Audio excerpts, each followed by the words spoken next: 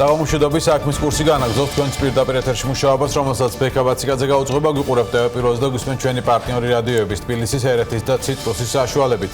საქართველოში საშუალო ხელფასი 1068 ლარია, რაც 2017 წელს არსებულ საშუალო ხელფასთან მიმართებით 69 ლარით და 20 თეთრით მეტია. საქმიანობების სახეების მიხედვით შედარებით მაღალი ხელფასი საფინანსო და სადაზღვევო საქმიანობაში 2236 ლარი ფიქსირდება, ასევე მაღალი ხელფასებია პროფესიული, სამეცნიერო და ტექნიკური საქმიანობებსა და მშენებლობაში. 2018 წელს ქალების საშუალო ხელფასი 822 ლარი და 60 თეთრით, ხოლო კაცების 280 ლარი და 70 თეთრით განისაზღვრა.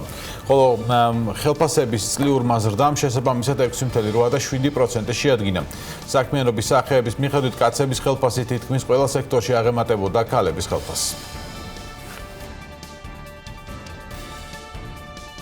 ქართული ავიაკომპანია Georgian Airways რუსეთის ტრანსპორტის სამინისტროსგან ევროსასამართლოში 25 მილიონი დოლარის მოთხოვნას გეგმავს. ინფორმაცია კომპანიაში BMG-ს მიაწოდეს. კომპანიის გენერალური დირექტორის რომან ბოკერიას განცხადებით, სარჩელი ფრენების დაუსაბუთებელ შეწყვეტას უკავშირდება. მისი თქმით, აკრძალვის ფორმალური მიზეზი რუსეთის ტრანსპორტის სამინისტროს პრეტენზია, თითქოს Georgian Airways აქვს რუსეთის ნავიგაციის წინაშე დავალენება 800,000 დოლარის ოდენობით, ასევე თითქოს სამინისტროს არ აკმაყოფილებს კომპანიის საავიაციო უშიშროების პროგრამა. რომან ბოკერიას თქმით, ავიაკომპანიას არც ერთი ცენტის დავალენება არ აქვს.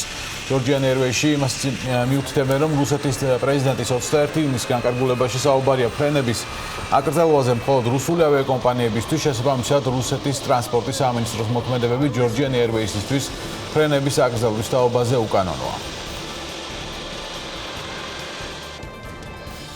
საქართველოს მთავრობა რუსეთის მიმართულებით ფრენებს არ დაასუბსიდირებს. ამის შესახებ პრემიერ-მინისტრმა გიორგი გახარიამ დღეს ტურიზმის სექტორთან შეხვედრის შემდეგ განაცხადა, ფრენების სუბსიდირებას რუსეთიდან რა თქმა უნდა არ განვიხილავთ, თქვა პრემიერმა. მთავრობის მეთაურს მიაჩნია, რომ სუბსიდირება ქვეყნისთვის კომერციულად საინტერესო უნდა იყოს. გიორგი გახარიას განცხადებით, სავარაუდოდ ნიშნავს იმას, რომ წინა პრემიერის მიერ გამოცემული ბრძანებები ძალაში ვერ შევა.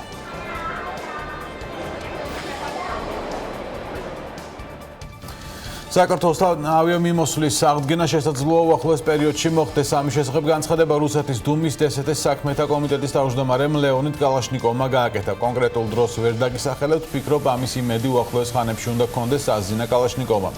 კალაშნიკოვმა ყურადღება ასევე საქართველოში რუსი ტურისტების მიმართ დამოკიდებულებაზეც გაამახვილა და აღნიშნა, რომ ბოლო დროს საქართველოში რუსეთიდან ჩამოსულ ტურისტებს არანაირი პრობლემა არ ექმნებათ და მათი უსაფრთხოება უზრუნველყოფილია.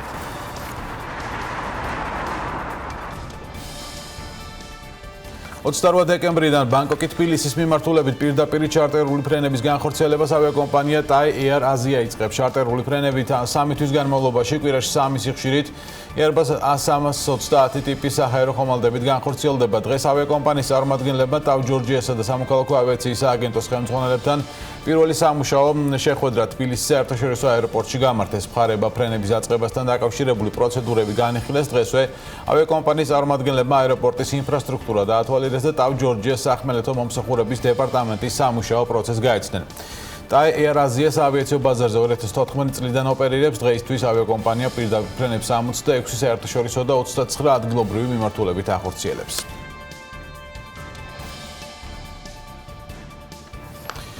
დღის სხვა თემები. ოთარ დანელიამ 2020 წლის ბიუჯეტის პროექტი დაიწუნა და კენჭისყრა გადადო. მას შემდეგ, რაც კომიტეტის ხდომის დასაწყისში ბიუჯეტის პროექტთან დაკავშირებით ფინანსთა მინისტრის მოადგილემ გიორგი კაკაურიძემ მოხსენება გააკეთა, ოთარ დანელიამ საკუთარი შენიშვნები ჩამოთვალა. მათ შორის დანელიას განმარტებით აგრო პროექტის ნაწილში მოთხოვნილი იყო 265 მილიონი და მხოლოდ 129 მილიონზე შეჯერდნენ. სწორედ ოთარ დანელია გვერდება პირდაპირ ეთერში მიზეზებზე სასაუბროთ. საღამოშიდოს ბატონო ოთარ, მადლობა რომ ხართ ჩვენი გადაცემის სტუმარი.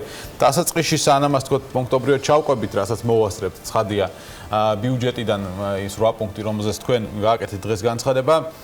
თქვენ რა მოლოდინი გაქვთ, რა სელით ფინანსთა სამინისტროსგან, როდესაც ბატონ გიორგის მოუწოდეთ, რომ კიდევ განეხილათ და შესაბამისად მოსულიყვნენ თქვენთვის მისაღები ციფრებით.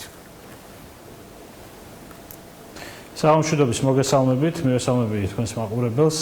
აქ ეს არის პროცესი, ამას შევხედოთ როგორც სტანდარტული პროცესი, კიდევ ერთხელ ამ ყველაფრის ესე ვთქვათ საფუძვლად მინდა საზოგადოებას შევახსენო, რომ ჩვენ ვართ საპარლამენტო რესპუბლიკა, ძალიან მნიშვნელოვანია, რომ პარლამენტმა თავისი ფუნქცია ზედმიწევნით სრულფასოვნად შეასრულოს და მათ შორის ბიუჯეტირება არის ერთ-ერთი ყველაზე დიდი საპასუხისმგებლო პროცესი, რომელიც ჩვენ გვაქვს ხოლმე წლის განმავლობაში, ვინაიდან მომდევნო წლის 2020 წლის განმავლობაში ჩვენი მოსახლეობის ბედი არის სწორედ ამ ბიუჯეტზე დამოკიდებული. მე პირველ რიგში მინდა მივესალმო ყველა იმ ზრდას, რომელიც წარმოდგენილია ჯანდაცვის მიმართულებით, სოციალური მიმართულებით, იქნება ეს თუ ნებისმიერი სხვა განსაკუთრებით განათლების მიმართულებით, პენსიების ზრდა, მათ შორის ხელფასების ზრდა, სამედიცინო პერსონალი იქნება ეს თუ ნებისმიერი სხვა, თუმცა ეს არნიშნავს იმას, რომ რომელიმე დარგს დაუშვათ იმ ძირითადი პრინციპებისა და მოტივაციების ნაწილში, რომელიც არის ჩვენი ეს ვთქვათ ძირითადი მამოძრავებელი ზალა აგრარული 15 მილიონით გაიზარდა 3 წლის რაღაცა დავაკლოთ, ხო?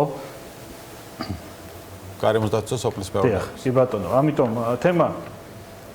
ბატონო, ამიტომ თემა არის ესეთი, რომ მე მესმის, რომ დაახლოებით 200 მილიონი ლარით უფრო მეტით ესე ვთქვათ მოითხოვა სოფლის მეურნეობის სამინისტრომ, თუმცა გასაგებია, რომ ყველა სამინისტროს ყველა მოთხოვნის დაკმაყოფილების რესურსი ჩვენს ქვეყანას არ გააჩნია, თავისთავად ცხადია ამის ახსნა.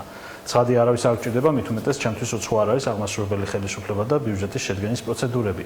შესაბამისად, მე ვფიქრობ, რომ მინიმუმ ის აუცილებელი წინაპირობები, რომელიც იყო მათ შორის გათვალისწინებული და მოქმედი ვალდებულების ნაწილია ჩავთვალოთ, მინიმუმ ამაზე პასუხი აუცილებლად უნდა იყოს გაცემული. ამიტომ მე ამას უყურებ როგორც ჩვეულებრივ ტექნიკურ პროცესს, არც გიორგი კაკაურიძეზეა საუბარი, არც ორთა დანელეზე, არც ნებისმიერ სხვაზე, აქ საუბარი არის პროცესზე.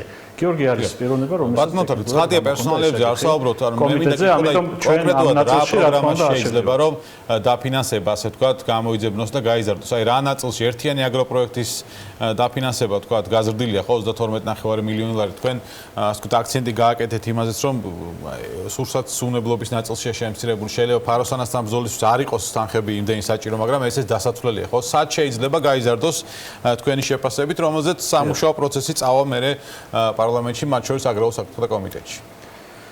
მე გეტყვით რამოდენიმე ძირითად მიმართულებას, სადაც ვფიქრობ, რომ მართლა ძალიან პრინციპულია, რომ გადაიხედოს ეს ციფრები. კიდევ ერთხელ ვამბობ, მე შეიძლება არასრული, მაგრამ საკმაოდ ვრცელი ნუსხა ჩამოვაყალიბე იმისა, თუ სად არის რეალურად კლებები, რაც ჩვენი გულის ტკივილის საგანია და როგორც დარგობრივი კომიტეტი, რა თქმა უნდა, ჩვენ ამ თემასთან დაკავშირებით უნდა ვიყოთ პრინციპულები.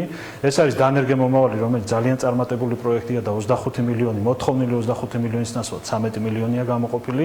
ეს იმას ნიშნავს, რომ პრაქტიკულად დანერგე მომავალის სტიმული არ გაგრძელდება, ხვდებით ხომ? ანუ ეს ძალიან მნიშვნელოვანია. ასევე ჩვენ გვაქვს შემნახველი სამაცივრო მეურნეობები, რომელიც ერთიანი აგროპროექტის ფარგლებშია გათვალისწინებული და ჩვენ თუ ეს პროცესები თანმიმდევრულად ერთმანეთს არ მივაწიეთ, მოხდება ყველა დაწყებული წინა პროექტის დისკრედიტირება, ხო? ძალიან მარტივია.